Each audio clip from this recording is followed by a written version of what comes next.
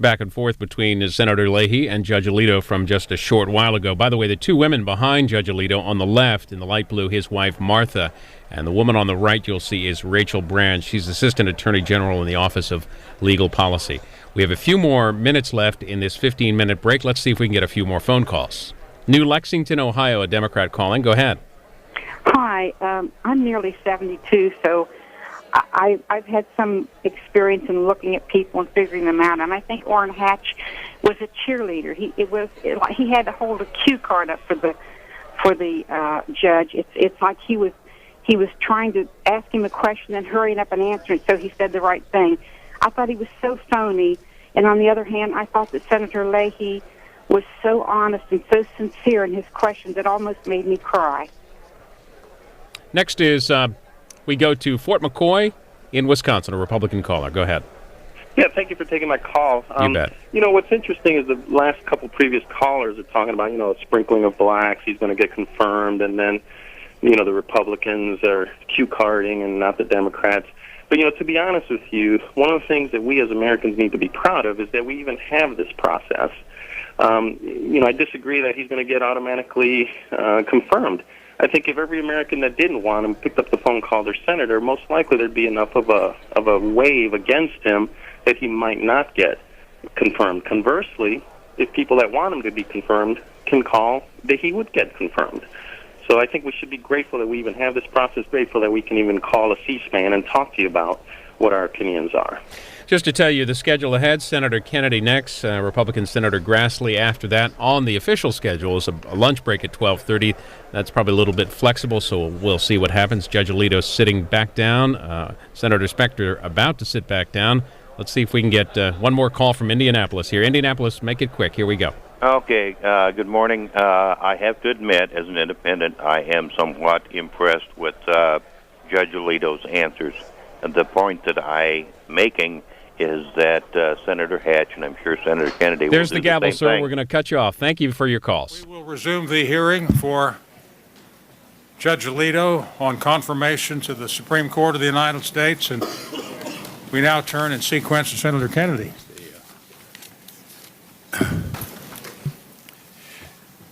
Thank you very much, Mr. Let's not forget to start the clock.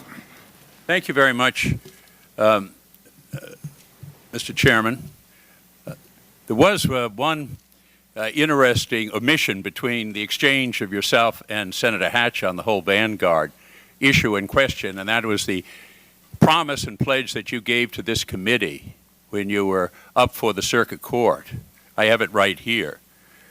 It said, "I do not believe that conflicts of interest relating to my financial interests are likely to arise. I would, however, disqualify myself from any cases involving the Vanguard companies, the brokerage firm of Smith Barney or the First Federal Savings Loan of Rochester, New York." So you remember that response. That was a pledge and promise to the committee that you would recuse yourself. Did you not? Yes, it was, Senator. And as I said in answering Senator Hatch's question, if I had it to do over again, I would have handled this case differently. There were some oversights there. I'm sure you might have, and we've had a number of different explanations for this. I'd like to ask the clerk if they would take down and show the judge, or if you'd like to be refreshed about the number of times the name Vanguard appears on the brief and the number of times Vanguard appears on the opinion, which I believe you offer. Would you like to ask if I could get a clerk would show those two documents? Senator, I'm familiar with that. Right. I don't really need to see the document. Senator, the name Vanguard certainly appears on the briefs, and it appeared in the draft opinion that was sent to us by the staff attorney's office. I just didn't focus on the issue of recusal when it came up. And that was an oversight on my part because it didn't give me the opportunity to apply my personal policy of going beyond what the code requires. So did the ethical, the individuals that responded on the ethical issues that were involved in this case, did they know that you had pledged and promised to this committee that you would recuse yourself? I believe that they did. I believe that some of them at least addressed that specifically in Do you their know letters. specifically whether they did or not? I believe they addressed it in their letters, so they must have been aware of it. They understood that you had promised this committee that you would recuse yourself. Your testimony now is that those that made a comment upon your ethical behavior knew, as a matter of fact, that you had pledged to this committee that you would recuse yourself from the Vanguard cases. Professor Hazard, I know, addressed that directly in his letter. I think Professor Rotunda addressed it in his letter. So obviously, if the letters addressed the issue, they were aware of what was said on the Senate questionnaire. And the final answer, we'll move on, is that you saw the name Vanguard on the briefs, and you obviously saw them on the opinion. You're the author of the opinion. But your testimony here now is, even though you saw the names on that, it did not come to mind at that moment that you had made the pledge and promise to this committee that you would recuse yourself. I did not focus on the issue of recusal, I think because 12 years had gone by and the issue of a Vanguard recusal hadn't come up. And one of the reasons why judges tend to invest in mutual funds is because they generally don't present recusal problems. And pro se cases in particular generally don't present recusal problems. And so no light went off. That's all I can say. I didn't focus on the issue of recusal. Well, this is important when the lights do go on and when the lights do go off, because actually the accumulation of value of Vanguard had increased dramatically during this period of time, had it not?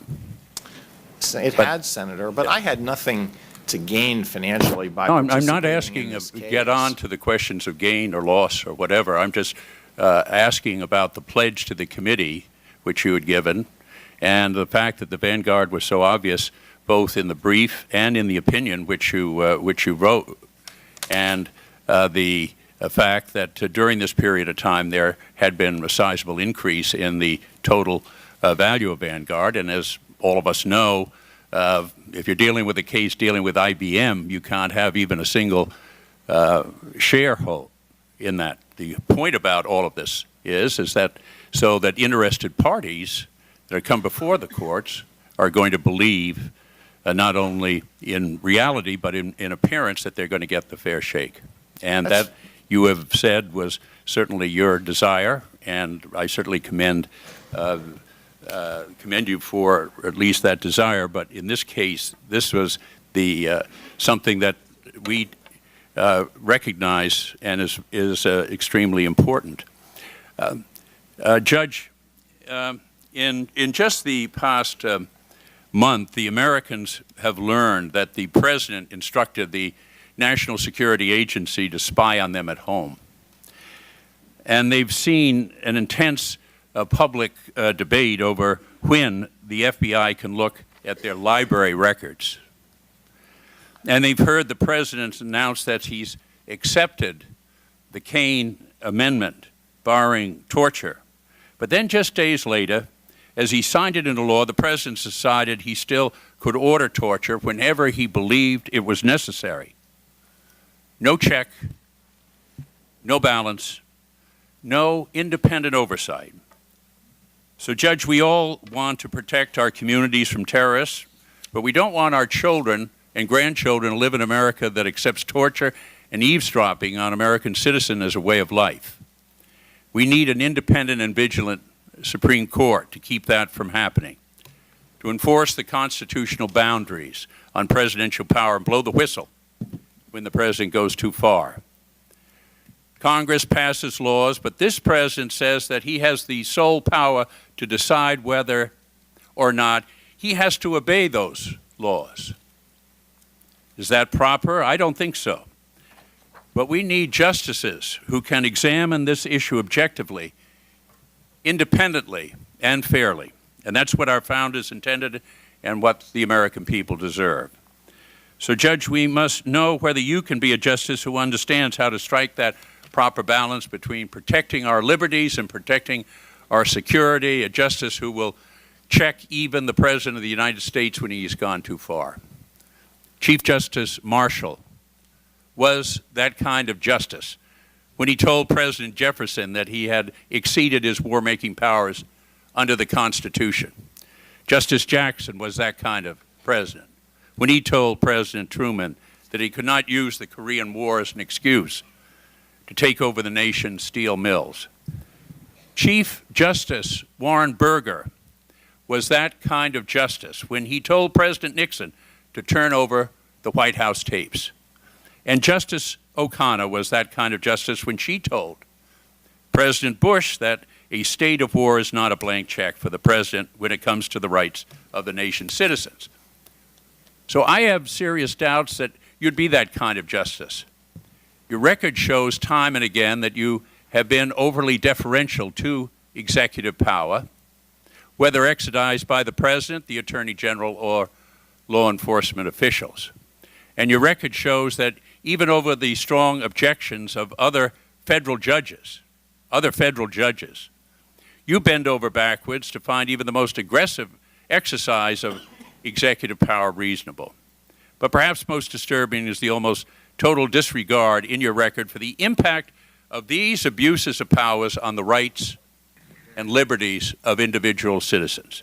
And so, Judge Alito, we need to know whether the average citizen can get a fair shake from you when the government is a party, and whether you will stand up to a president, a president ignores the Constitution and uses arguments of national security to expand executive power at the expense of individual liberty. Whether you will ever be able to conclude that the president has gone too far. Now, in 1985, in your job application to the Justice Department, you wrote, "I believe very strongly in the supremacy of the elected branches of government." Those are your words. Am I right? They are, and that's a very inapt phrase. And Excuse me? It's an inapt phrase, and I certainly didn't mean that literally at the time, and I wouldn't say that today. The branches of government are equal. They have different responsibilities, but they are all equal, and no branch is supreme to the other branches. So you've changed your mind? No, I haven't changed my mind, Senator, but the phrasing there is very misleading and incorrect.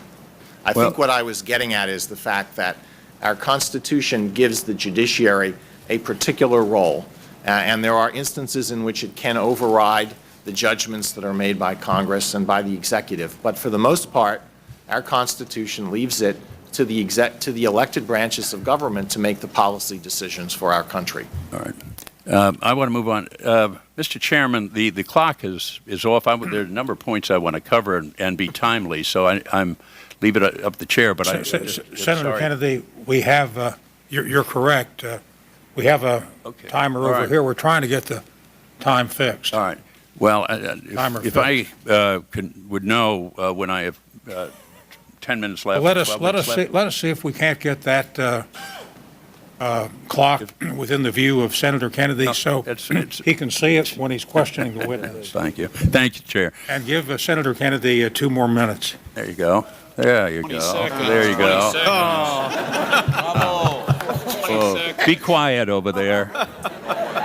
Scurrilous dogs.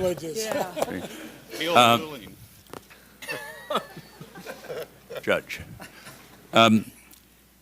Quite frankly, your record shows you still believe in the supremacy of the executive branch, Judge Alito. I believe there is a larger pattern in your writings and speeches and cases that show an excessive, almost single-minded deference to the executive power without showing a balanced consideration of the individual rights of people. So let's discuss some of your opinions. These cases deal specifically with one form or another of executive power, the power of authorities intrude in homes, search people who are not even suspected of committing a crime. The Mellot versus Hemer, where the U.S. Marshal Service forcibly evicted a family of dairy farmers from their home and their farm.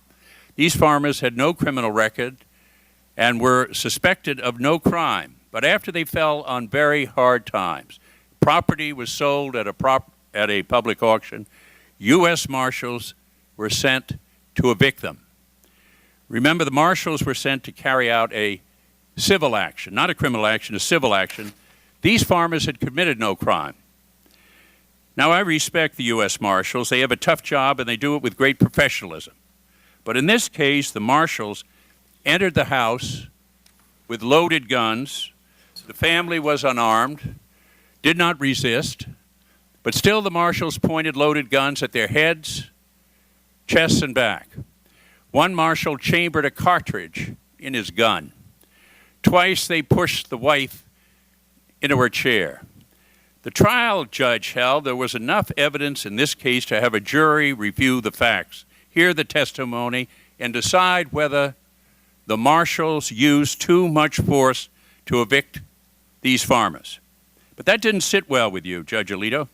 You grabbed the case away from the jury. You wouldn't let them hear the testimony or make up their own mind about whether the marshals had gone too far. No, you simply substituted your judgment for the jury's and decided that the marshals' conduct was, as a matter of law, objectively reasonable. Judgment for the marshals, no jury of their peers for the farmers. Why, Judge Alito? Your colleagues on the Third Circuit, Judge Rendell, called the marshals' conduct Gestapo-like. Gestapo-like. She said that 7 marshals detained, terrorized a family and friends, ransacked a home while carrying out an unresisted civil eviction. The trial judge thought the decision should be made by the jury. Why didn't you let the jury exercise an independent check on the marshals' actions? There was some additional information regarding these people that was important, and that was that they had threatened other people, as I recall, and there was evidence about the possession of weapons and evidence that they would be dangerous, and that was the basis on which the marshals acted the way they did. This was a case in which the marshals were sued for civil damages, and they asserted what's called the qualified immunity defense, and that means that if a reasonable person could have thought there was a basis for doing what they did, then they are entitled not to be tried, and that's the law. I didn't make up that law. That's right. Let him finish, Senator Kennedy. It wasn't. That's not a legal standard that I made up, and that was the way I saw the case, and that's the way the other judge who was in the majority saw the case. Now, these cases involve difficult line drawing arguments at times, and I respect Judge Rendell's view of this very much, but reasonable people will view these things differently. Well, the issue then was the actions of the marshals, whether it was reasonable, And here you have a Judge Rendell, saying it was Gestapo-like to talk about terrorizing a family and friends, ransacking a home while carrying out an unresisted civil eviction. Aren't juries there to make a judgment and determination whether it was reasonable or not reasonable, and didn't by your action take that away because you ruled as a matter of law that their conduct was reasonable? The Supreme Court has told us how we have to handle this issue, and it is for the judiciary to decide in the first place whether a reasonable officer could have thought that what the officer was doing was consistent with the Fourth Amendment. We have to make that decision. Now, if we decide that there's an issue of fact, if there's a dispute in the testimony about the evidence that the marshals had, or about what these individuals were doing at the time when the search was taking place, or what the marshals did, then certainly those factual issues have to be resolved by the jury. Well, that's I think, certainly the view of Judge Rendell. Let me move on, if I could, to the Doe v. Grudy. And I know that you have, Senator Leahy has talked about this and gone over the factual situation about the strip searching of a 10-year-old girl. This case, the police got the warrant to search the house. They found the suspect outside, marched him inside where they encountered wife and 10-year-old. The police took the wife and daughter upstairs, told them to remove their clothing, physically search them, not as a protective frisk or search for weapons, but in the hopes of finding contraband. And that is when Judge Chertoff, the former chief federal prosecutor for New Jersey, the former head of the criminal division in the Justice Department, President Bush's current Secretary of Homeland Security, held that the police went too far. As Judge Chertoff said, a search warrant for a premise does not constitute a license to search everyone inside. You differed. You differed. And you've reviewed with us your reasoning for it. The fact that you felt that the affidavit which had been filed by the police should be included in the search warrant. Judge Chertoff takes strong exceptions to that, as does the Fourth Amendment. As you mentioned yourself, the affidavit represents the police's view about the situation, but the affidavit, the search warrant, is what is approved by the judge. Those are two different items that come up every time in many, many instances. Why did you feel that under these circumstances, that affidavit should be included, the result of which we have the strip searching of a 10-year-old that'll bear the scars of that kind of activity probably for the rest of her life? The Fourth Amendment is clear. We want to protect the innocents. We want to have a search warrant that is precise so that the police understand it and the person that is being served to understand it. That was all spelled out in the judges.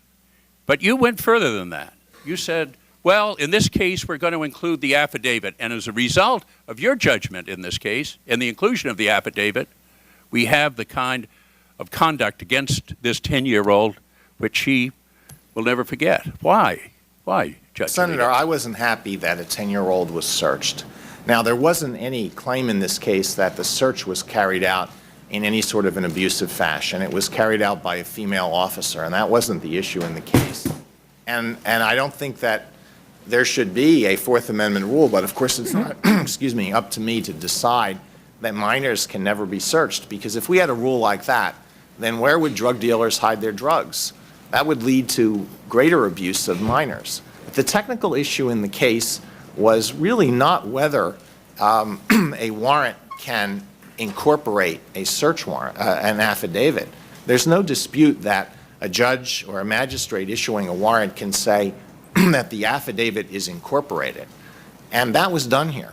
The issue was whether, and it was a very technical issue, was it incorporated only on the issue of probable cause, or was it also incorporated on the issue of who would be searched? If the magistrate had said in the warrant, this warrant is incorporated as to the people who may be searched, and then in the affidavit it said, and it did say this very clearly, we want authorization to search anybody who's on the premises, then there'd be no problem whatsoever. Well, The warrant said it was incorporated on the issue of probable cause, and I thought that reading it in a common sense fashion, which is what we're supposed to do, that necessarily meant that the magistrate said there was probable cause to search anybody who's found on the premises, and that's what I'm authorizing you to do. And that is what Judge Chertoff took strong exception in a very eloquent statement in talking about the protections and the reasons for the strict interpretation for the warrant. Let me move on. Judge Alito, your Third Circuit decisions don't exist in a vacuum. I'd like to, Mr. Chairman, at this point, since there's been some questions about whether we're fly-specking these cases, I'd like to include in the appropriate place in the record the Knight-Ritter studies that concluded that never found that Judge Alito never found a government search unconstitutional. The Yale Law School professors, the rule for government is almost every case reviewed. This was their conclusion.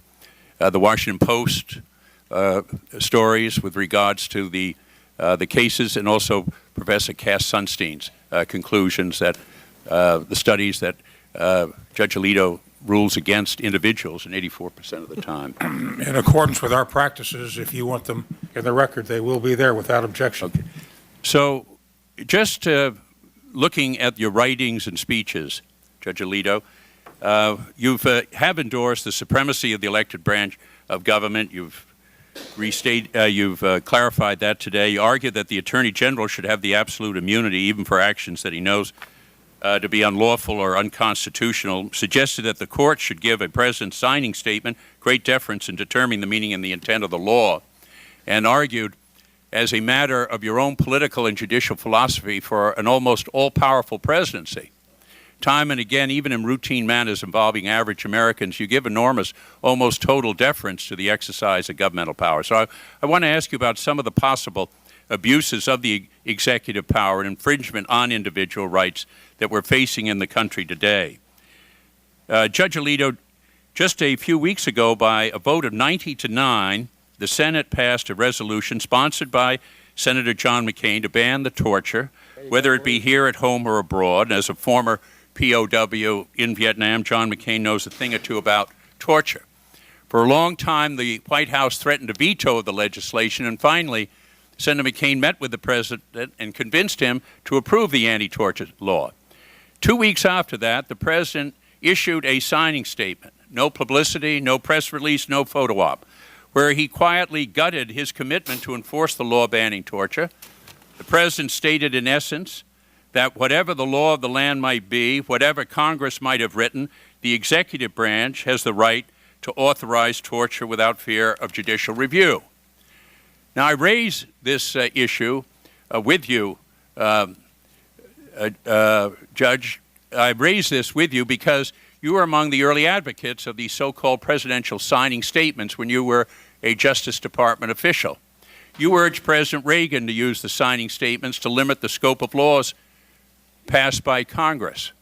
Even though Article 1 of the Constitution vests all legislative powers in the Congress, you urged the President to adopt what you described as a novel proposal to issue statements aimed at undermining the court's use of legislative history as a guide to the meaning of the law. You wrote these words: "The President's understanding of the bill should be just as important as that of Congress." With respect to the statement issued by the President Bush reserving his right to order torture, is that what you had in mind when you said, wrote, "The President's understanding of the bill should be just as important as that of Congress"? When I interpret statutes, and that's something that I do with some frequency on the Court of Appeals, where I start and often where I end is with the text of the statute. And if you do that, I think you eliminate a lot of problems involving legislative history and also with signing statements. So I think that's the first point that I would make. Now, I don't say I'm never going to look at legislative history, and the role of signing statements in the interpretation of statutes is, I think, a territory that's been unexplored by the Supreme Court, and it certainly is not something that I have dealt with as a judge. This memo was a memo that resulted from a working group meeting that I attended. The Attorney General had already decided that as a matter of policy, the administration, the Reagan administration, would issue signing statements for interpretive purposes and had made an arrangement with the West Publishing Company to have those published. And my task from this meeting was to summarize where the working group was going and where it had been. And I said at the beginning of the meeting that this was at the beginning of the memo, that this was a rough first effort to outline what the administration was planning to do. And I was a lawyer for the administration at the time. And then I had a big section of that memo saying, and these are the theoretical problems, and some of them are the ones that you mentioned. And that's where I left it. And all of that would need to be explored to go any further. Well, just, Judge Alito, in the same signing statement undermining the McCain anti-torture law, the President referred to his authority to supervise the unitary executive branch. That's an unfamiliar term to most Americans, but the Wall Street Journal describes it as the foundation of the Bush administration's assertion of power to determine the fate of enemy prisoners, jailing U.S. citizens as enemy combatants without charging them. President Bush has referred to this doctrine at least 110 times, while Ronald Reagan and first President Bush combined used the term only 7 times. President Clinton never used it. Judge Alito, the Wall Street Journal reports that officials of the Bush administration are concerned that current judges are not buying into its unitary executive theory, so they're appointing new judges more sympathetic to their executive power claims. We need to know whether you're one of those judges. In 2000, in the year 2000, in a speech soon after the election, you referred to the unitary executive theory as the gospel and affirmed your belief in it. So, Judge Alito, the president is saying he can ignore the ban on torture passed by Congress, that the courts cannot review his conduct. In light of your lengthy record on the issues of executive power, deferring to the conduct of law enforcement officials even when they're engaged in conduct that your judicial colleagues condemn, Judge Chertoff, Judge Rendell, subscribing to the theory of unitary executive, which gives the president complete power over the independent agencies that protect our health and safety, believing that the true independent special prosecutors who investigate executive wrongdoing are unconstitutional, referring to the supremacy of the elected branches over the judicial branch and arguing that the court should give equal weight to a president's view about the meaning of the laws Congress has passed. Why should we believe that you'll act as an independent check on the president when he claims the power to ignore the laws passed by Congress?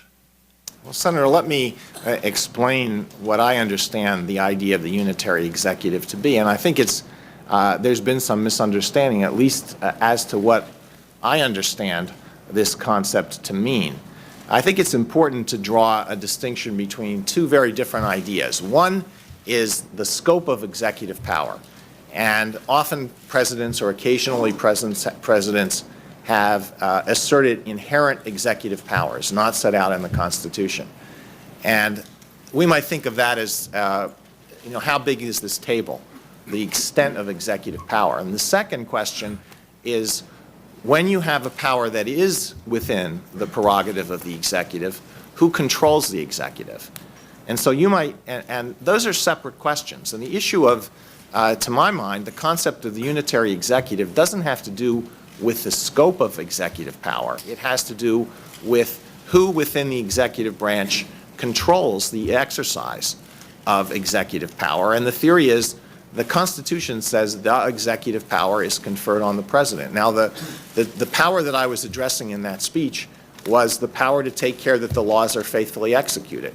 Not some inherent power, but a power that is explicitly set out in the Constitution. Would that have any effect or impact on independent agencies? The status of independent agencies, I think, is now settled in the case law. This was addressed in Humphrey's Executor way back in 1935, when the Supreme Court said that the structure of the Federal Trade Commission didn't violate the separation of powers, and then it was revisited and reaffirmed in Weiner versus the United States in 1958. So your understanding of any unitary presidency that they do not therefore have any kind of additional kind of control over the independent agencies than has been agreed to by the Congress and signed into law at the current time? I think that Humphrey's Executor is a well-settled precedent. What the unitary executive, I think, means now, we would look to Morrison, I think, for the best expression of it, and it is that things cannot be arranged in such a way that interfere with the president's exercise of his power on taking a functional approach. I want to just mention this signing of the executive understanding of the legislation that we passed banning torture, what the President signed on to. The executive branch shall construe the Title 10 and Division A relating to detainees in a matter with the constitutional authority of the President to supervise the unitary executive branch as the commander-in-chief and consistent with the constitutional limitations on judicial power.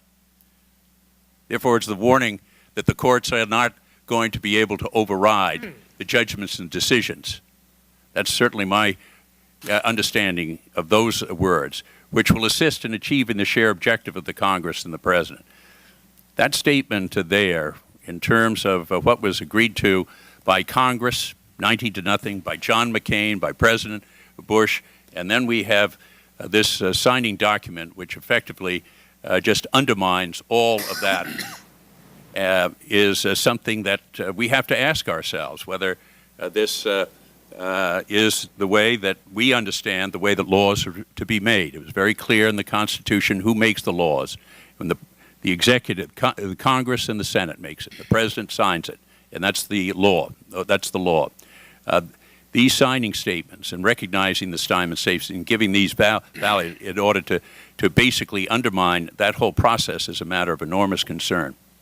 Thank you. Judge Alito, Senator Kennedy had noted that there were substantial gains, as he put it, in the Vanguard stock or the Vanguard asset during the period of time that you held them, but he did not give you an opportunity to answer that. I don't like to interrupt in the midst of a series of questions, but you can respond to that if you care to do so at this time.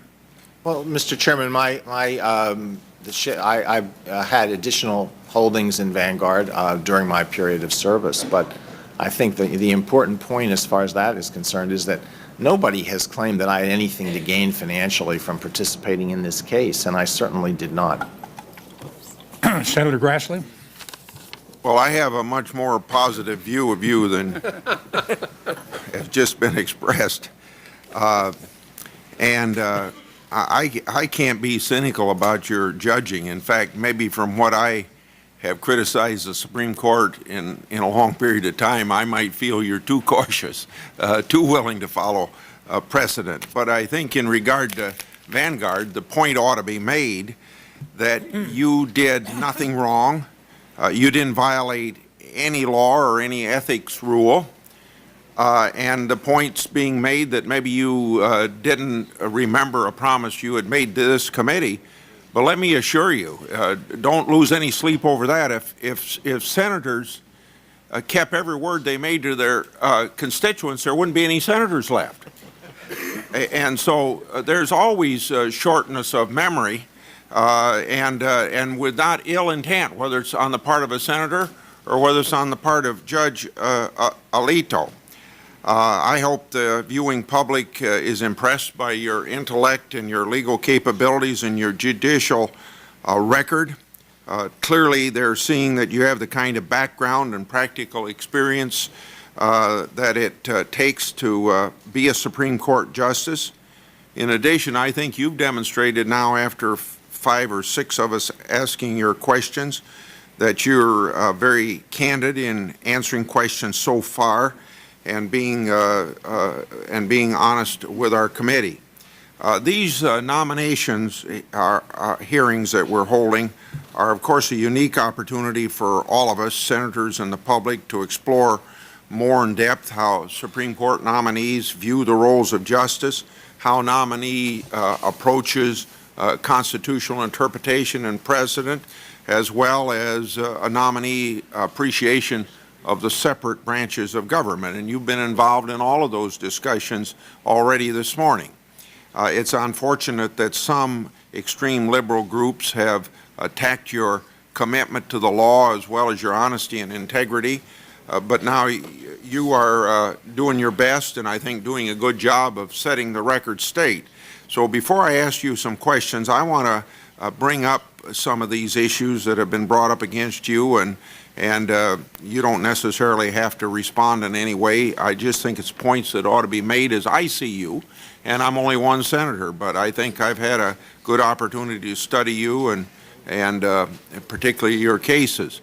I'd like to address these ethics charges that we've seen generated by some of the left-wing liberal interest groups and even my colleagues on the other side of the aisle. These allegations are just plain absurd.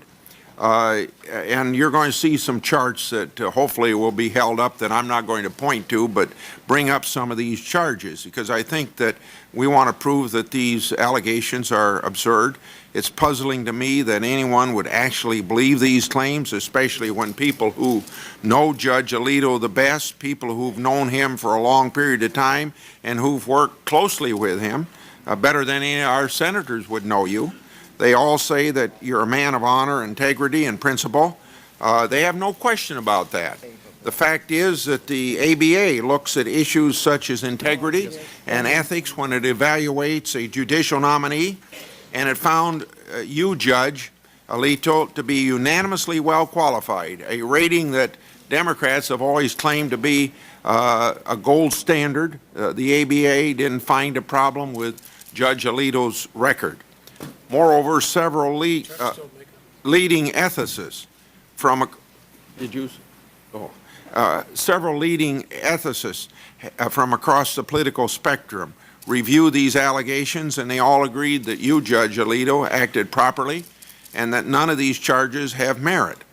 It says in a letter from George Mason University President, Law Professor Ronald Rotunda, already referred to by members, and in a letter to Chairman Specter, quote, "Neither federal statute nor federal rules nor model code of judicial conduct of the American Bar Association provide that a judge should disqualify himself in any case involving a mutual fund company," and they give as examples Vanguard, Fidelity, T. Rowe Price, simply because the judge owns mutual funds that the company manages and holds in trust for a judge. End of quote. So basically, according to law, Judge Alito was not required to recuse himself in the Vanguard case, but he did it anyway. So let me repeat, 5 leading ethicists all say Judge Alito did nothing wrong. Professor Thomas Morgan, quote, "In my opinion, Judge Alito's participation in the Vanguard case was in no way improper, nor does it give any reason to doubt that he would fully comply with his ethical responsibilities if confirmed." And Professors Stephen Lubay and David McGowan wrote, "You do not need to be a fan of Alito's jurisprudence to recognize that he is a man of integrity. Other judges and justices would do well to follow this example." End of quote. In addition, no complaint filed against Judge Alito has ever been validated. And to top it off, we've heard glowing statement after glowing statement from folks closest to the judge, your law clerks, Republicans, Democrats alike, as well as lawyers and judges who practice before and worked with the judge on a daily basis. These people know this nominee best, and they all say that he's a man of humility, a man of principle, and they don't have any question about the judge's integrity. So it is patently unfair that some folks intent on torpedoing this nomination are trying to give these allegations weight that they don't deserve. It should be clear to everyone that this is a blatant tactic to tar Judge Alito's honorable and distinguished judicial record. And I hope this puts to rest these outrageous claims that Judge Alito doesn't have the integrity to be a Supreme Court justice. It's outlandish and should be rejected. I'm now getting to a question that I want to ask you about executive power. Some of your critics have questioned your ability, and we've just heard it recently, to be independent from the executive branch. They pointed principally to your work as a lawyer for the Department of Justice 20 years ago, suggesting that you would just rubber stamp administration policy. I'd like to give you an opportunity to address. So, Judge Alito, do you believe that the executive branch should have unchecked authority? Absolutely not, Senator. Judge Alito, you do understand that under the doctrine of separation of powers, the Supreme Court has an obligation to make sure that each branch of government does not co-opt authority reserved to the coordinate branch. And do you understand that where constitutionally protected rights are involved, the courts have an important role to play in making sure that the executive branch does not trample those rights? I certainly do, Senator. Each branch has very important individual responsibilities, and they should all perform their responsibilities. And so clarify for me, do you believe that the President of the United States is above the law and the Constitution? Nobody in this country is above the law, and that includes the President. Judge Alito, would you have any difficulty ruling against the executive branch of the federal government if it were to overstep its authority in the Constitution? I would not, Senator. I would judge the cases as they come up, and I believe very strongly in the independence of the judiciary. I've been a member of the judiciary now for the past 15 and a half years, And I understand the role that the judiciary has to play, and it's one of its most important roles is to stand up and defend the rights of people when they are violated. This first question is very general. It's a new area. To explore in detail what you understand to be the proper role of a judge in a democratic society. So could you generally give me what your views are on this approach? Yes, our Constitution sets up a system of government that is democratic. So the basic policy decisions are made by people who are elected by the people so that the people can control their own destiny. But the Constitution establishes certain principles that can't be violated by the executive branch or by the legislative branch. It sets up a structure of government that everybody has to follow, and it protects fundamental rights. And it is the job of the judiciary to enforce the provisions of the Constitution and to enforce the laws that are enacted by Congress in accordance with the meaning that Congress attached to those laws. Not to try to change the Constitution, not to try to change the laws, but to be vigilant in enforcing the Constitution and in enforcing the laws. What do you think about judges allowing their own political and philosophical views to impact on any jurisprudence? And secondly, do you believe that there is any room for a judge's own value or personal beliefs when he or she interprets the Constitution? Judges have to be careful not to inject their own views into the interpretation of the Constitution and, for that matter, into the interpretation of statutes. That's not the job that we are given. That's not authority that we are given. Congress has the lawmaking authority. You have the authority to make the policy decisions, and it's the job of the judiciary to carry out the policy decisions that are made by Congress when it's enacting statutes. Further explanation on that point, three sub-parts. Do you believe that justices should consider political dimensions of controversial cases? Do you believe that when faced with hard cases, the Supreme Court should look at pleasing the home crowd or splitting the baby? And what is the proper role of the Supreme Court in deciding highly charged cases, meaning I suppose in most cases we'd be talking about politically charged cases? The framers of the Constitution made a basic decision when they set up the federal judiciary the way they set it up. And there's a reason why they gave federal judges life tenure, and that is so that they will be insulated from all of the things that you mentioned. They will not decide cases based on the way the wind is blowing at a particular time. That at a time of crisis, for example, when people may lose sight of fundamental rights, the judiciary stands up for fundamental rights.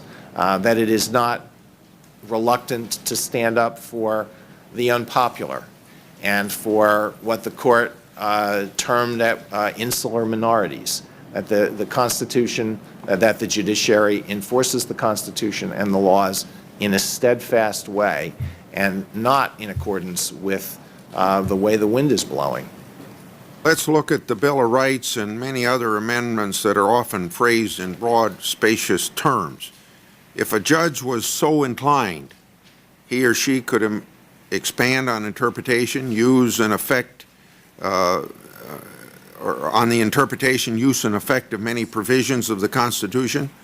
Do you agree with a school of thought that takes the position that when Congress and the executive branch are slow or not or do not act in a particular manner, act at all, let's say, then the Supreme Court would have a license to create solutions based on some of the broad wording contained in the Constitution? Do you think that this is a proper role for the Supreme Court, or do you take the position that judges have a duty to respect constitutional restraints? Judges have to respect constitutional restraints. They have to exercise what's called judicial self-restraint because there aren't very many external checks on the judiciary on a day-to-day basis. So the judiciary has to restrain itself and engage in a constant process of asking itself, is this something that we are supposed to be doing, or are we stepping over the line and invading the area that is left to the legislative branch, for example? The judiciary has to engage in that on a constant basis. Well, just suppose that Congress had not even acted in a certain area, and there's people that are bringing cases before the court that would give an opportunity to fill in on something that Congress didn't do. What about it? The judiciary is not a lawmaking body. Congress is the lawmaking body. Congress has the legislative power, and the judiciary has to perform its own role and not try to perform the role of Congress or the executive. I don't know whether you've ever had a case where the framers, where you're dealing with problems that the framers maybe in broad ways in the Constitution couldn't provide it for, but how would you apply the words of the Constitution then to problems that the framers could not have foreseen? Well, there are very important provisions of the Constitution that are not cast in specific terms, and I think for a good reason.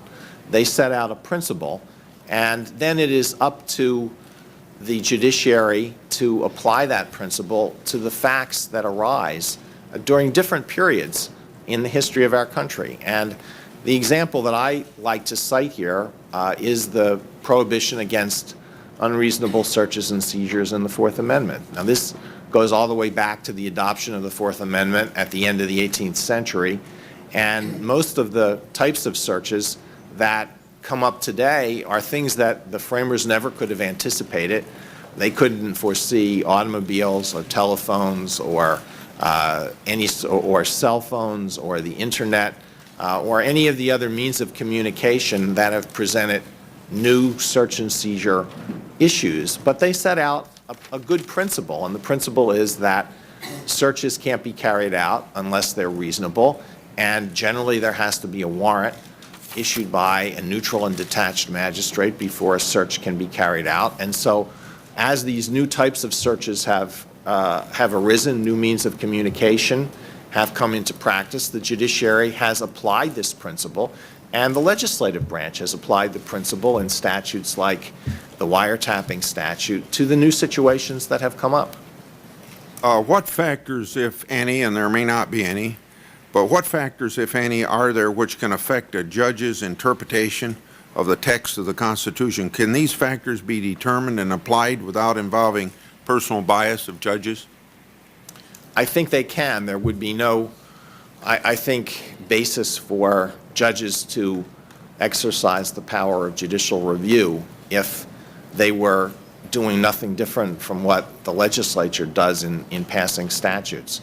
So judges have to look to objective things, and if it's a question of absolutely first impression, and there aren't that many constitutional issues that arise that at this point in our history that are completely issues of first impression, you would look to the text of the Constitution, and you would look to anything that would shed light on the way in which the provision would have been understood by people reading it at the time.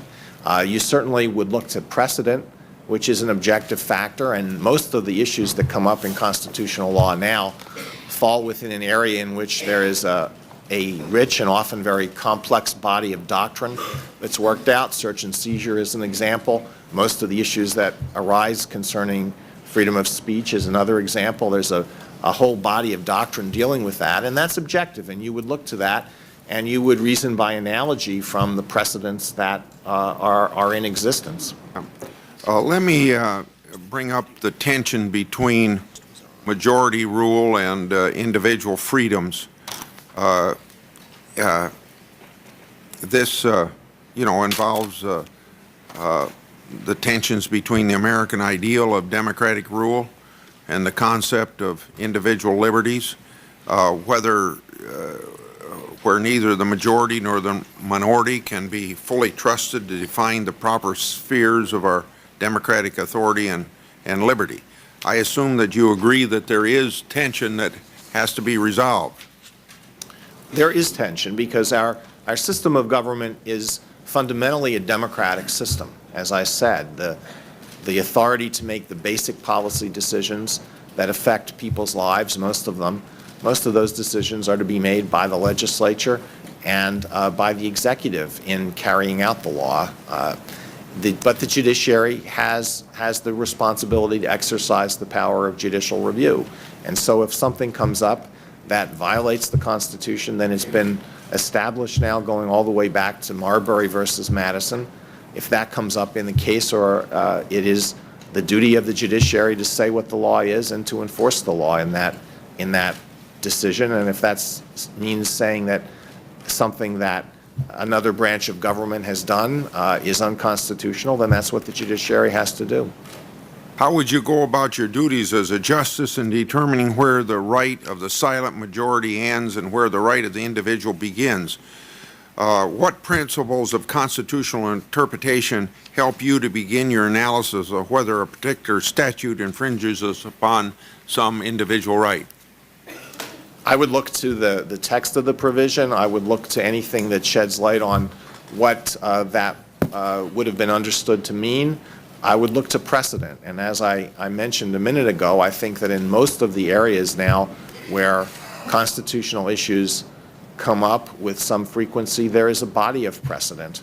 And that would be, that shapes the decision. That's generally what is going to dictate the outcome in the case. And if it's a new question, then usually the judiciary will see where it fits into the body of precedent and reason by analogy from prior precedents. Some judges and scholars believe that in resolving this dilemma, the court's obligation to the intent of the Constitution are so generalized and remote that judges are free to create a Constitution that they think best fits today's changing society. What do you think of such an approach?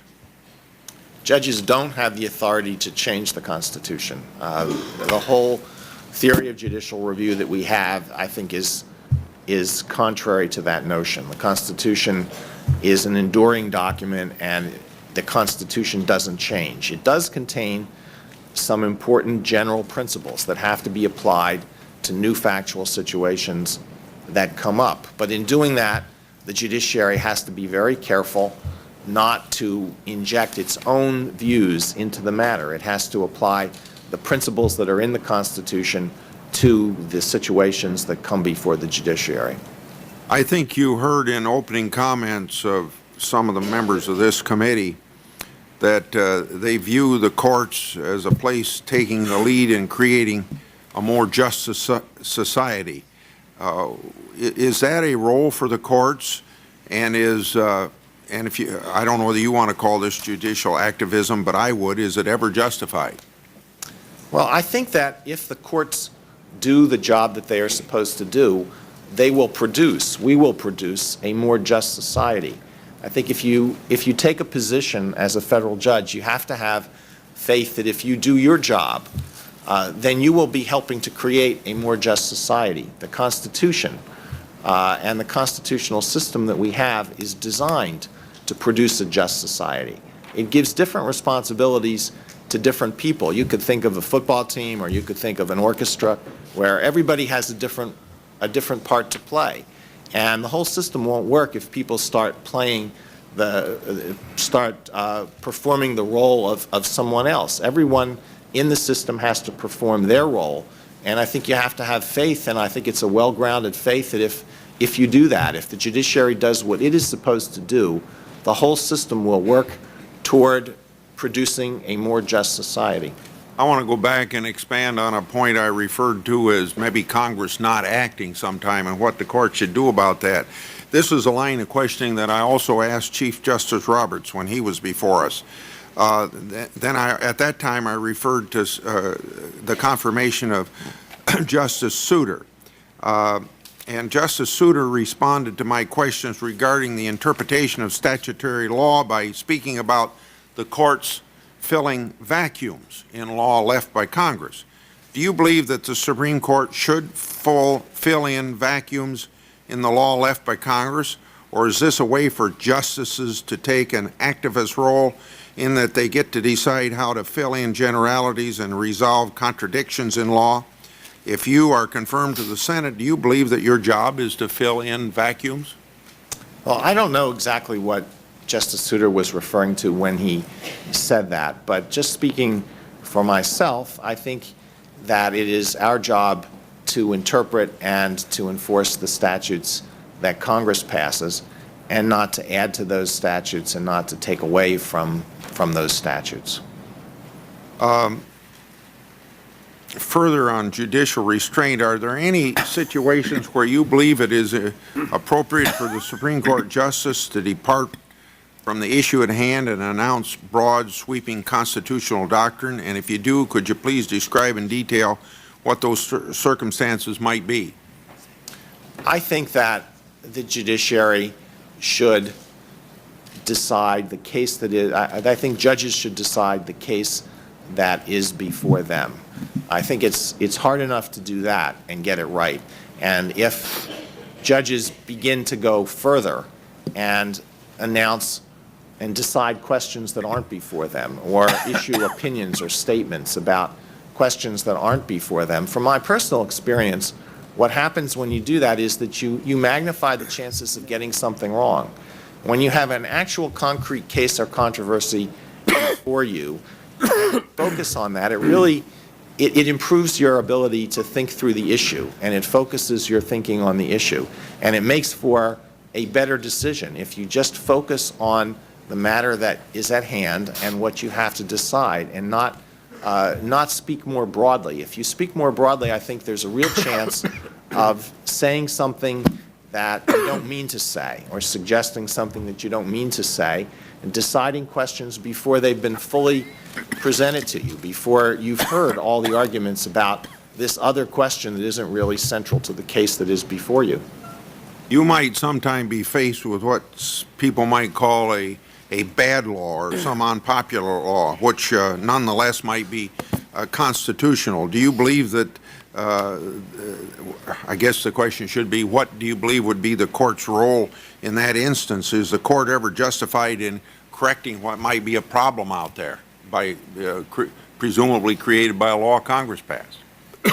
Courts do not have the authority to repeal statutes or to amend statutes. And so once a court has determined what a statute means, then it's the obligation of the courts to enforce that statute. Now, sometimes when a case of statutory interpretation comes before a court, and your first look at the statute seems to produce an absurd result, let's say, or a very unjust result, then I think the judiciary has the obligation to go back and say, well, is this really what the statute means? Because the legislature generally is not going to want to produce a result like that. So maybe our first look at this statute has produced an interpretation that that's an incorrect statute. So I think we have to do that.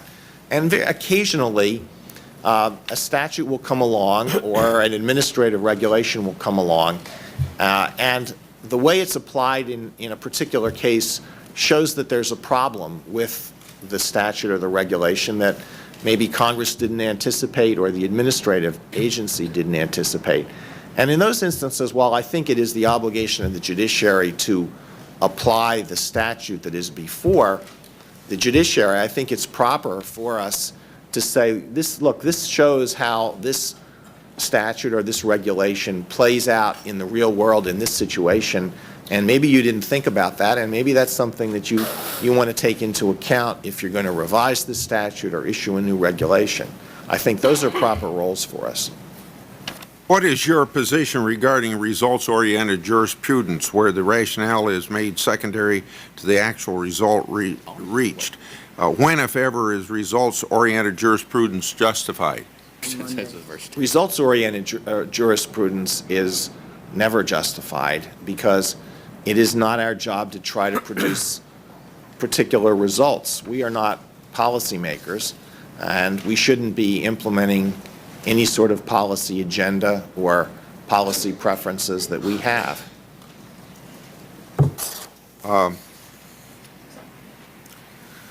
In the past few decades, certain interest groups and legal scholars and even some members of Congress have tried to convert the Supreme Court from a legal institution into political, social, and cultural ones. Because of this, the court has morphed in that direction, I believe, becoming a battlefield for warring interest groups who are raising and spending millions of dollars on disinformation campaigns and website blogs. There's even blogs going on all the time about this hearing. Do you think it's because the Supreme Court has injected itself into policy issues better left to the elected branches of government, or has the Supreme Court tried to act as kind of a roving commission attempting to solve perceived societal problems, or maybe it's none of the above? What do you think can be done to restore the sense of constitutional balance between the Supreme Court and the executive and legislative branches of government, and understanding all are co-equal? Well, I think the branches are co-equal, and I think that the judiciary as a whole, including the Supreme Court, must always be mindful of the role that it is supposed to play in our system of government. It has an important role to play, but it's a limited role. And it has to do what it is supposed to do vigilantly, but it also has to be equally vigilant about not stepping over the bounds and invading the authority of Congress or invading the authority of the executive or other government officials whose actions may be challenged. That's the challenge for the judiciary. Thank you, Judge Alito. Thank you, Senator Grassley. Senator Biden. Thank you, Mr. Chairman. I understand, Judge, I'm the only one standing between you and lunch, so I'll try to make this painless. Judge, I'd like to say a few very brief things at the outset. I'm puzzled, and I suspect you may be puzzled by some of the questions. I don't think anybody thinks you are a man lacking in integrity. I don't think anybody thinks that you are a person who's not independent. I think that what people are wondering about and puzzled about is not whether you lack independence, whether you independently conclude that the executive is trumps the other two branches. They wonder when you granted it's back in 85 or 84 when you wrote, "I do not question the Attorney General should have this immunity," that's absolute immunity, but for tactical reasons, et cetera. So people are puzzled, and at least some are puzzled, and so I don't want you to read any of this as, at least from my perspective, as I've read it so far, that people think that this is a bad guy. I mean, what people are puzzled about with the recusal issue was, under oath, you said, "I will recuse myself on anything relating to," and then a case comes up. So they're looking for an explanation. So it's not about whether you are profiting or whether you are, all this malarkey about whether you broke judicial ethics. It's, a simple kind of thing. You under oath said, "I promise, if this ever comes up, I'll recuse myself," and then you gave an explanation. You just, it slipped, you forgot, it had been years earlier, et cetera. So don't read it as, this is one of these things where we know you are. The people I've spoken to on your court, and it's my circuit, have a very high regard for you. And I think you're a man of integrity. The question is, sometimes some of the things you've said and done at least puzzle me. And I'd like to, and one of the things, this is not part of the line of question I wanted to ask, but I did ask you when you were kind enough to come to my office about the concerned alumni of Princeton. Were you aware of some of the other things they were saying that had nothing to do with ROTC? Because there was a great deal of controversy. I mean, I can remember this. My son was he ended up going to that other university, University of Pennsylvania. But I remember, Princeton, I had spoken on campus in the early 70s. This was a big thing up at Princeton, at the Woodrow Wilson School. And I didn't remember Bill Frist, but I remember that there was this disavowing that Bill Bradley, this great basketball star and now United States Senator, was disassociating himself with this outfit, that there was a magazine called Prospect. I remember the magazine. And all I want to ask is, were you aware of the other things that this outfit was talking about? Were you aware of this controversy going on in 1972? Senator, I don't believe that I was. And when it was mentioned that Senator Bradley had withdrawn from the magazine, that didn't ring any bells for me. I did not recall anything like that. Well, it was a pretty outrageous group. I mean, I believe you that you were unaware of it, but here I was, University of Delaware graduate, a sitting United States Senator. I was aware of it because I was up there on the campus. I mean, it was a big deal. It was a big deal, at least in our area, the Delaware Valley. If, you know, Princeton, Penn, the schools around there had this kind, because the big thing was going on at Brown at the time as well. And by the way, for the record, I know you know, when you stated in your application that you are a member, you said in 85, I am a member, they had restored ROTC. I mean, ROTC was back in the campus. But again, this is just by way of you know, why some of us are puzzled. Because if I was aware of it, and I didn't even like Princeton. No, I mean, I really didn't like Princeton. Yeah, I was an Irish Catholic kid who thought it hadn't changed like you concluded it had.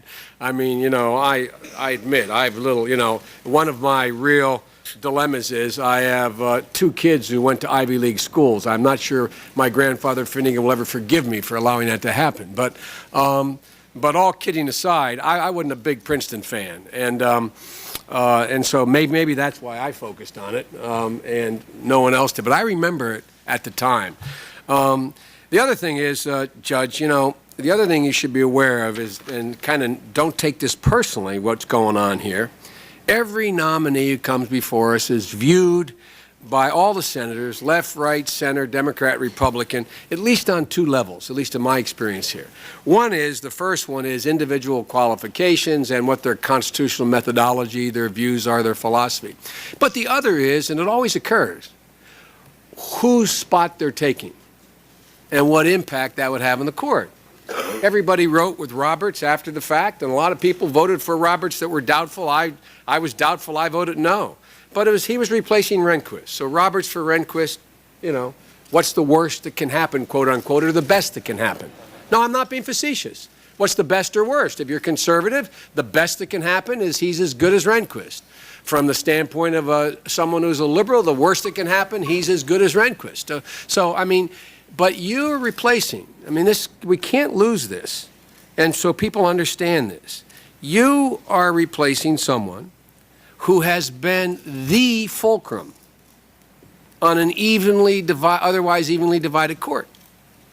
And a woman whose most scholars who write about her and in a retrospective about her say, this is a woman who viewed things from, the phrase you've used, a real world perspective. This was a former legislator. This was a former practitioner.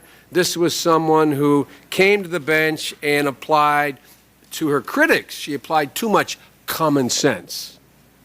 Critics would say that she was too sensitive to the impact on individuals, you know, that what would happen in individuals. So her focus on the impact on individuals was sometimes criticized and praised. It's just important you understand, at least for my questioning, that this goes beyond you. It goes to whether or not your taking her seat will alter the constitutional framework of this country by shifting the balance 5 to 4, 4 to 5, one way or another. And that's the context in which at least I want to ask you my questions after trying to get some clarification or getting some clarification from you on concerned Princeton.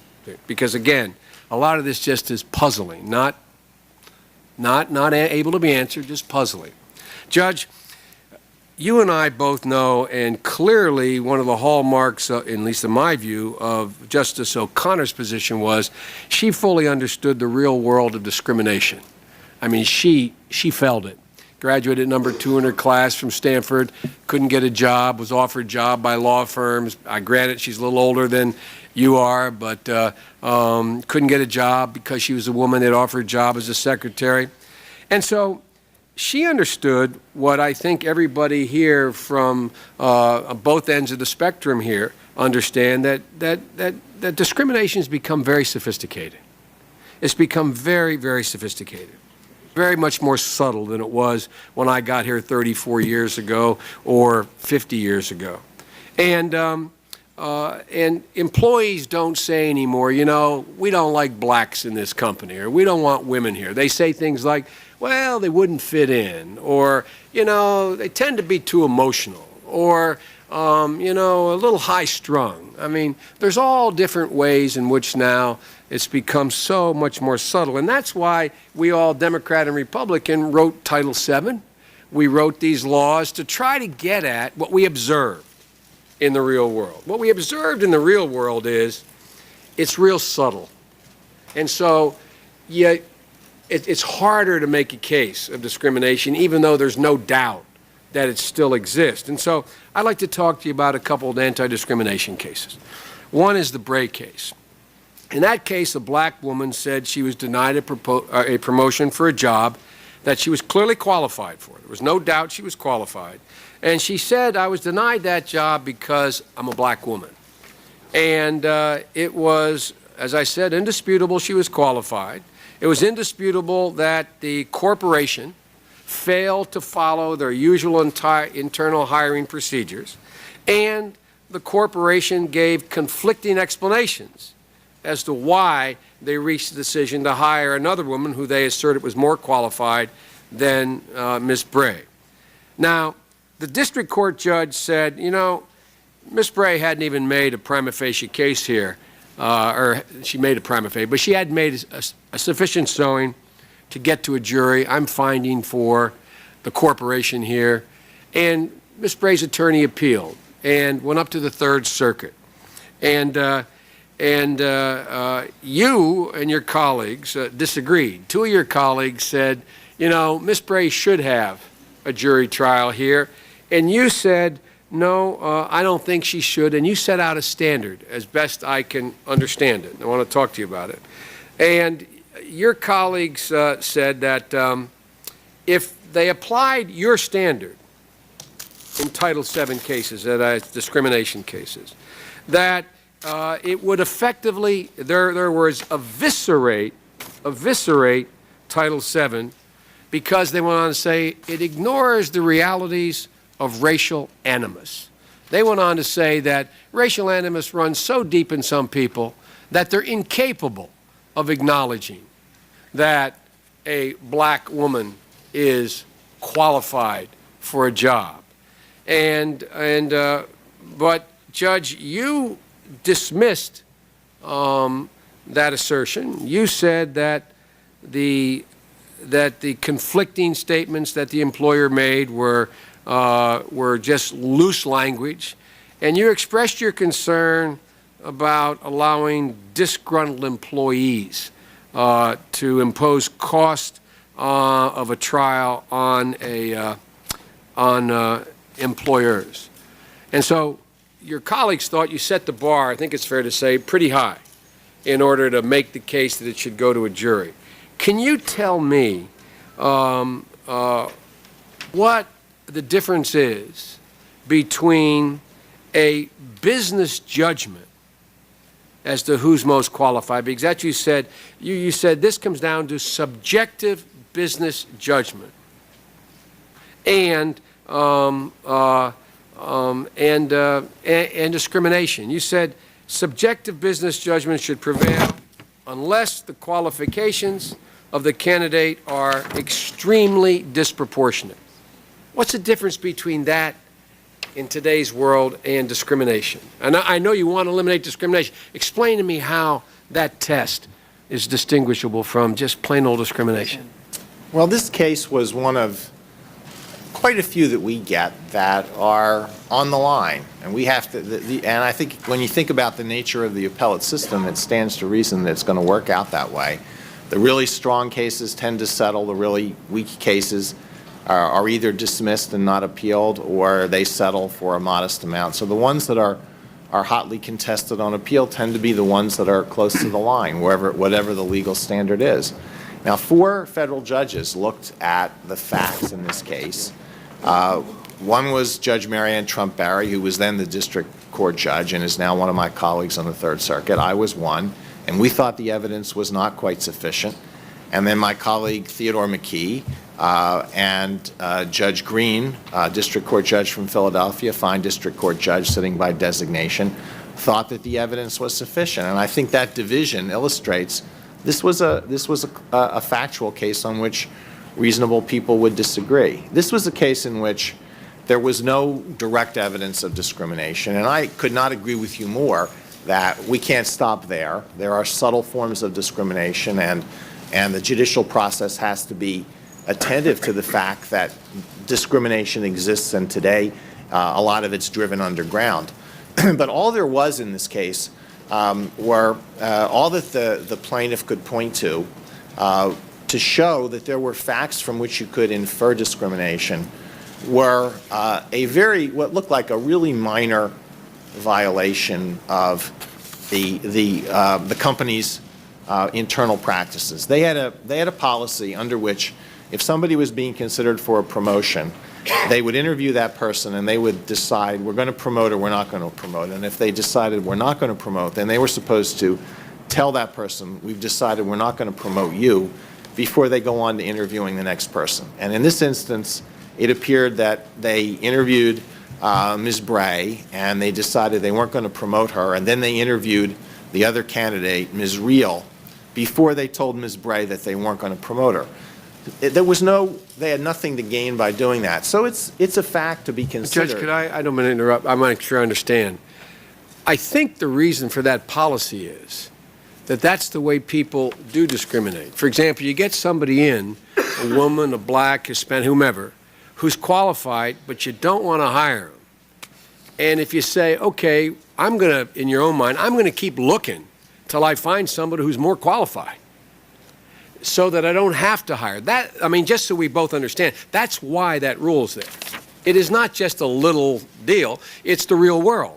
That's how people work. People don't say anymore, I'm not going to hire that man over there because he is black or he is Jewish or he is or she is a woman. They don't do that anymore. What they do is they look around and they keep looking till they find someone, aha, I got one here who's a Rhodes Scholar. I got one here who's a white male who happened to have experience doing that. That's why they had that rule. So, again, I'm not questioning your commitment to civil rights. What I do wonder about is whether or not you understand, presumptuous of me to say this, whether you fully appreciate how discrimination does work today. That's why the corporations set that rule up.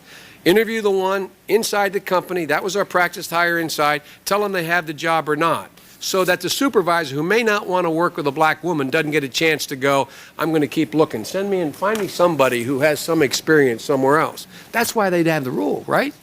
Well, I think you make a good point, Senator, but in this instance, my recollection is, and in fact, I'm quite sure of this, these were both people who were from the inside. They were both Marriott employees, and I think they were both being considered for the position at the time. So it wasn't an instance in which they interviewed Ms. Bray and then they said, well, she's qualified, but we really don't want to hire her. Let's keep looking. If there had been evidence to that effect, then I would certainly think, for the reasons that you've outlined, that you could draw a pretty substantial inference of an intent to discriminate from that. But nothing like that was presented to us in that case, as I remember it. Weren't the facts in that case also that there's a Mr. Jostin who had held the very job, he was leaving the job, that's the job being filled.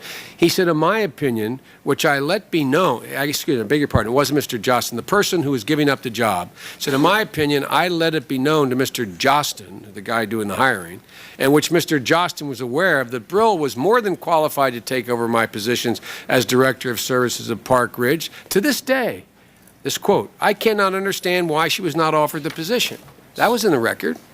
It was in the record that that Jostin had said in a deposition under oath, she's not qualified, when she clearly was qualified. I mean, I guess what I'm curious about is, why in a close case like this wouldn't you let the jury decide it? Why did you become essentially the trier of fact? I mean, what was your thinking? Well, my thinking was that the standard we were to apply was, could a reasonable jury find that discrimination was proven here?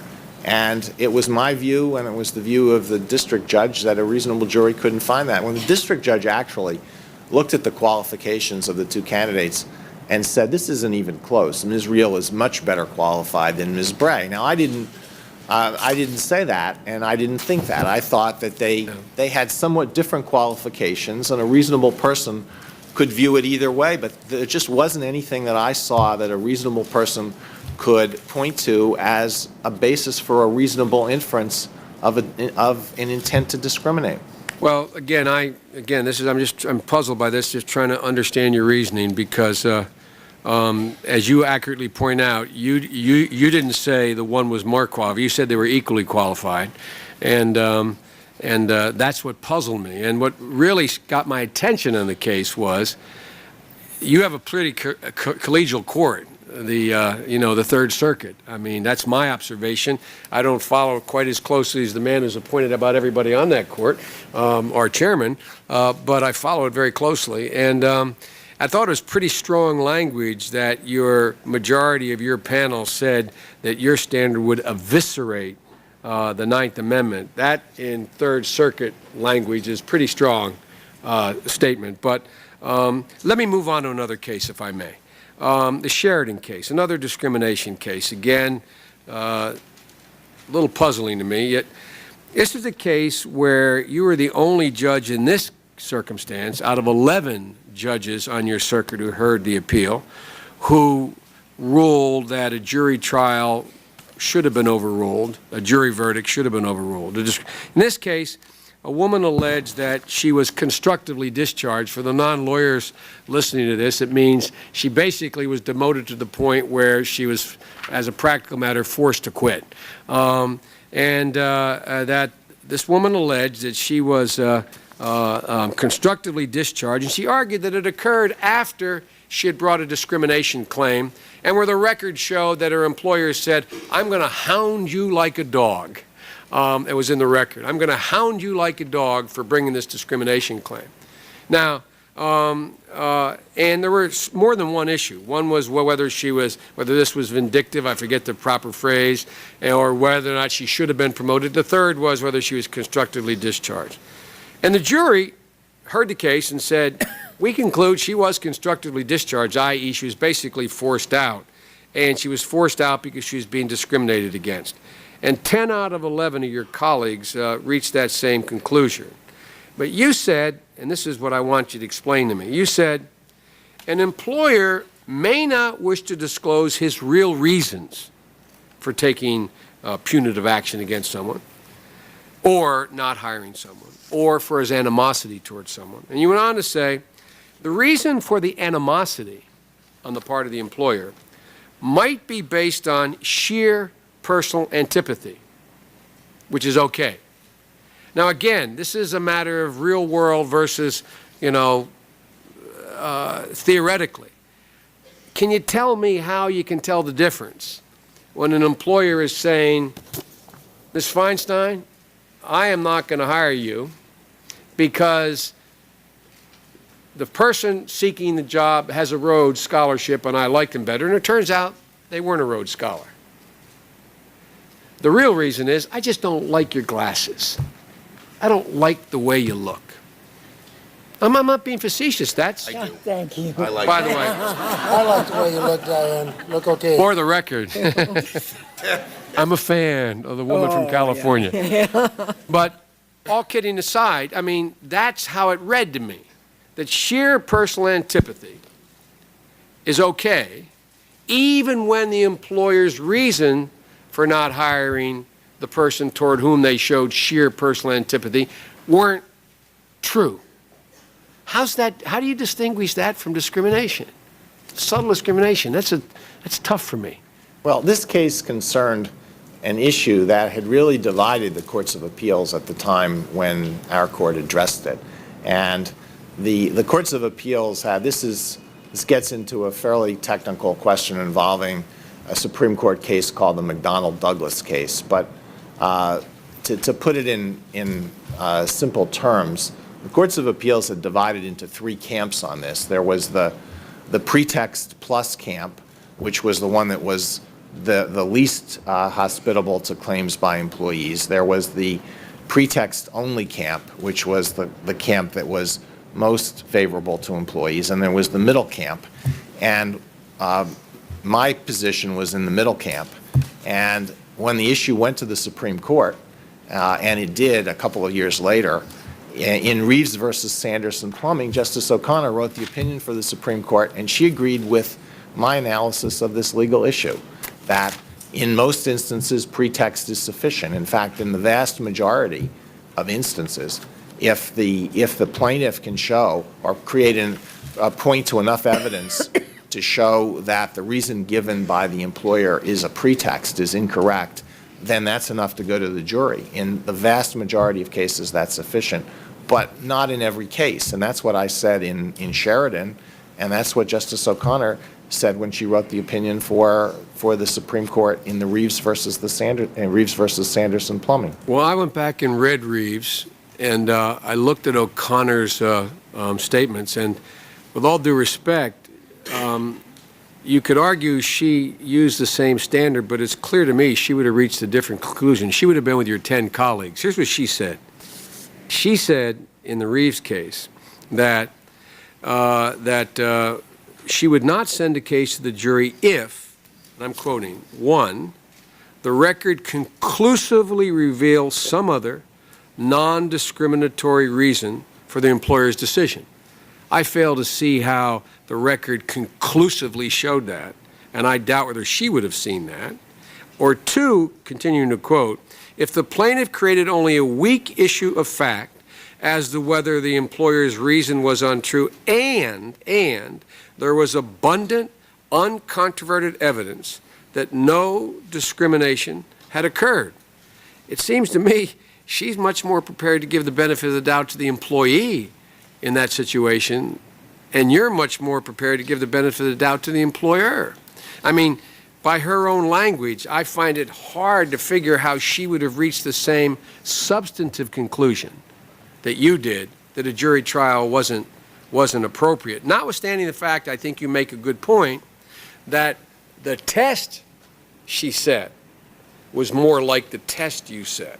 But the real world outcome, I think she would have been, presumptuous of me to say it, I think it would have been 11-1 and not 10-2 had she been on the court, but who knows? Well, Senator, I think that the vote on my court was a reflection of the standard that they applied, and they did not apply the Reeves versus Sanderson Plumbing standard. Of course, Reeves hadn't been decided at that point, but they applied the standard that said if the plaintiff can create a fact issue as to whether it was pretextual, then that alone is sufficient. So they didn't get into an evaluation of the sort of evidentiary points that well, they kind of did talk. Mentioning. You'd know better than I, Judge. I don't mean to suggest I'm correcting you, but if you're as I read the case, they did get into the minutia.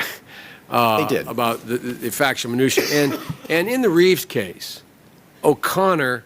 Not that it's because there were two different cases we're talking about here. We're talking about a similar rule, two different cases. O'Connor reversed the Fifth Circuit decision.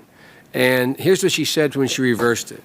She said that the lower court reversed the lower court because, quote, it proceeded from the assumption that a prima facie case of discrimination, combined with sufficient evidence for the trier of fact to disbelieve the defendant's legitimate non-discriminatory reason for its decision, is insufficient as a matter of law to sustain a jury finding of intentional discrimination. It seems to me that's what you did, my view, that's what you did that's the conclusion you reached in the Sheridan case. She overruled in Reeves, as I read it, but at any rate, you like as someone once said, it's your day job and we do this part-time. We have other things like wars and foreign policy to deal with, so I'm not presuming to be as knowledgeable about this as you do. Let me move on to a third case very quickly. I only have 2.5 minutes left, and it's the Casey case, Planned Parenthood. And I don't care what your position is on abortion. This is not about your abortion. It's about your reasoning here. As a matter of fact, with 2 minutes and 30 seconds, I probably can't get into the case. Maybe I should do it in a second round, but I should tell you now, I want to talk to you about, again, the real world here and kind of the effects test. And so for me, Judge, where I am still remain somewhat puzzled is on whether or not you, whether it's applying the unitary executive standard and what you mean by that, or whether it is the assertions made relative to how to look at discrimination cases which are difficult, you seem to come down. I'm not associating myself with the studies done. I don't know enough to know whether they're correct or not by Cass Sunstein and others. I don't disagree with them. But as I've tried diligently to look at your record, you seem to come down more often and give the benefit of the doubt to the outfit against whom discrimination is being alleged. You seem to lean, in close cases, you lean to the state versus the individual. Now, again, a lot of constitutional scholars would argue that's perfectly correct. All I'm suggesting is, if I'm right, and we'll get a chance to do this again, if I'm right, that would be a change that will occur, more than subtle, on the bench, on this court, on a closely divided court, which would take it in a direction that I am not as comfortable with as others may be. But at any rate, you've been very gracious. I appreciate you being responsive, and I thank the chair. And I want to note, for maybe the first time in history, Biden's 40 seconds under his time. Thank you very much, Senator Biden. Greatly appreciated. We're going to stay in session for just 10 more minutes, and a call now on Senator Kyle. Thank you, Mr. Chairman. Mr. Chairman, let me begin by just asking the witness if you'd like to comment again on the unitary executive. I have this specifically in mind because while I think I understood your explanation of it, Senator Biden just referred to it, and I thought maybe it would be useful to draw the distinction that I heard you draw with respect to your discussion of the unitary executive power. If you could do that, please. Yes, certainly, Senator. As I understand the concept, it is the concept that the president is the head of the executive branch. The Constitution says that the president is given the executive power.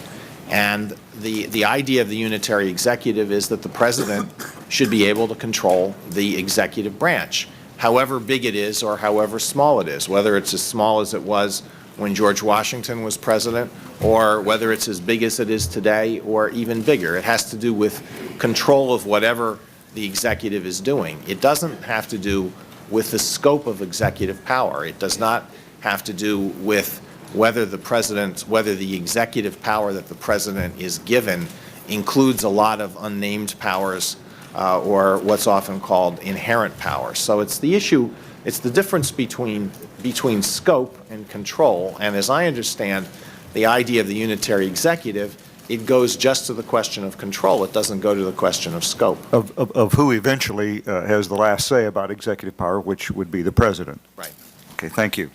Now, I want to also ask you a question which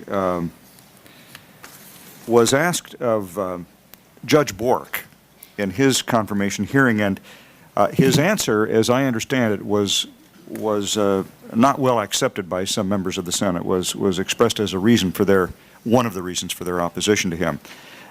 So it's more than just a mundane question, although it's a simple question. By accepting the president's nomination, you've obviously expressed a willingness to serve on the United States Supreme Court. So my question is, why would you want to serve on the United States Supreme Court? I think it's an opportunity for me to serve the country, using whatever talent I have. I think that the courts have a very important role to play, but it's a limited role. So it's important for them to do a good job of doing what they're supposed to do, but also not to try to do somebody else's job.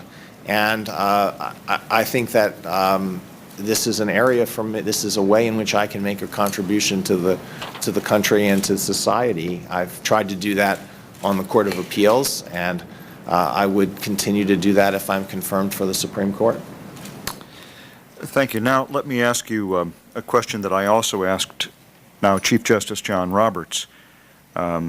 And it's obvious from my question that I do not support the use of foreign law as authority in United States court opinions. I mentioned to him the 2005 case of Roper versus Simmons, in which the Supreme Court spent perhaps 20% of its legal analysis discussing the laws of Great Britain, Saudi Arabia, Yemen, Iran, Nigeria, and China. And I reminded the committee of Justice Breyer's 1999 dissent from denial of cert in Knight versus Florida, in which he relied on the legal opinions of Zimbabwe, India, Jamaica, and Canada, in arguing that a delay caused by a convicted murderer's repeated appeals brought by the convict, should be considered cruel and unusual punishment. I expressed my view that reliance on foreign law is contrary to our constitutional traditions. It undermines democratic self-government, and it's utterly impractical given the diversity of legal viewpoints worldwide, and would add that it's needlessly disrespectful of the American people, as seen through the widespread public criticism of the trend. Now, with my cards on the table, I turn to you. What is the proper role, in your view, of foreign law in U.S. Supreme Court decisions, and when, if ever, is citation to or reliance on these foreign laws appropriate? I don't think that foreign law is helpful in interpreting the Constitution. Our Constitution does two basic things. It sets out the structure of our government and it protects fundamental rights. The structure of our government is unique to our country, and so I don't think that looking to decisions of Supreme Courts of other countries or constitutional courts in other countries is very helpful in deciding questions relating to the structure of our government. As for the protection of individual rights, I think that we should look to our own Constitution and our own precedents. Our country has been the leader in protecting individual rights. If you look at what the world looked like at the time of the adoption of the Bill of Rights, there were not many that protected human. In fact, I don't think there were any that protected human rights the way our Bill of Rights did. We have our own law, we have our own traditions, we have our own precedents, and we should look to that in interpreting our Constitution. There are other legal issues that come up in which I think it's legitimate to look to foreign law. For example, if a question comes up concerning the interpretation of a treaty that's been entered into by many countries, I don't see anything wrong with seeing the way the treaty has been interpreted in other countries. I wouldn't say that that's controlling, but it's something that can be that is useful to look to.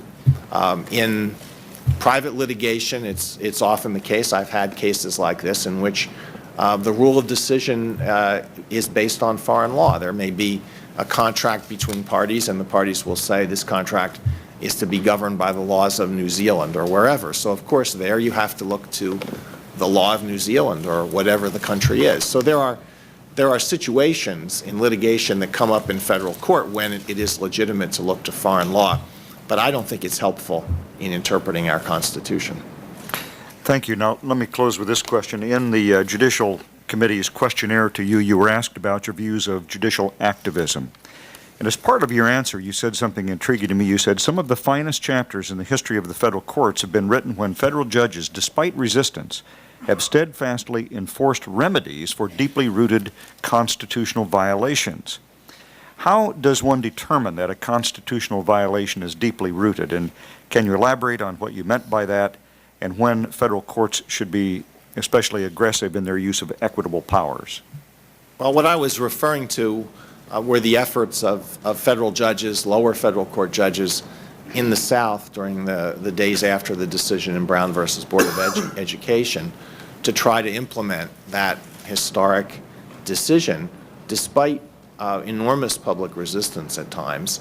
But this was an example of the federal judiciary not swaying in the wind of public opinion. There was a lot of opposition, and I'm sure that it didn't make them popular. And I've read a number of books concerning the situation in which they found themselves. But on the whole, they behaved, they did what a federal judge is supposed to do, which is that they enforced a decision of the Supreme Court of the United States that, after a long delay, vindicated what the Equal Protection Clause of the 14th Amendment was supposed to mean, which was to guarantee equal rights to people of all races. Are there other examples that come to your mind of that same application of power? That it seems counterintuitive, but when you think about it, it's absolutely essential for the courts sometimes to buck public opinion and enforce on what may be considered unpopular laws. Well, there were some examples cited earlier today when the courts said that the executive had overstepped the bounds of its authority. The Youngstown Steel case was cited, and that is certainly an example where President Truman thought that it was necessary to seize the steel mills so as not to interfere with the war effort in Korea, but the Supreme Court said that this was an overstepping of the bounds of executive authority. There was a reference to United States versus Nixon, where the Supreme Court said that the President of the United States had to comply with a subpoena, with a grand jury subpoena for documents, and they stood up for what they understood the law to mean, despite the fact that there must have been great pressure against them in another direction. So when situations like that come up, it is the responsibility of the judiciary to hold fast. Mr. Chairman, since there are just about 30 seconds left here, rather than ask another question, let me just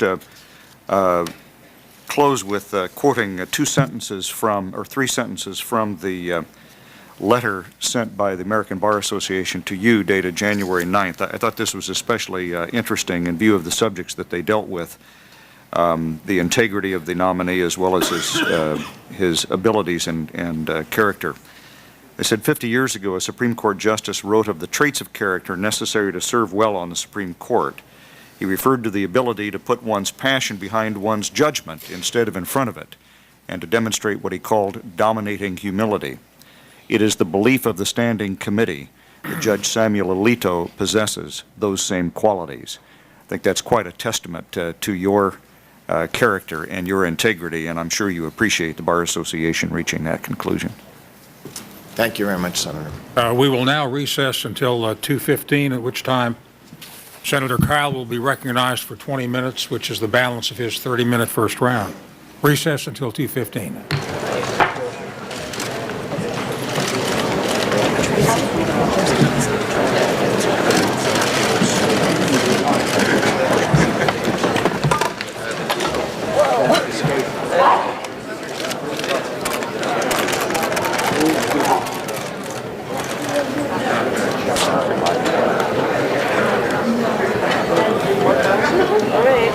The second day of hearings, Senator Specter just mentioned they're taking an hour for lunch, a little over an hour. They'll be back at 2:15 on this second day for Samuel Alito. The confirmation hearings today, 30 minutes of questioning by all 18 senators. They've gotten through 6 senators so far and partway through Senator Kyle's questioning.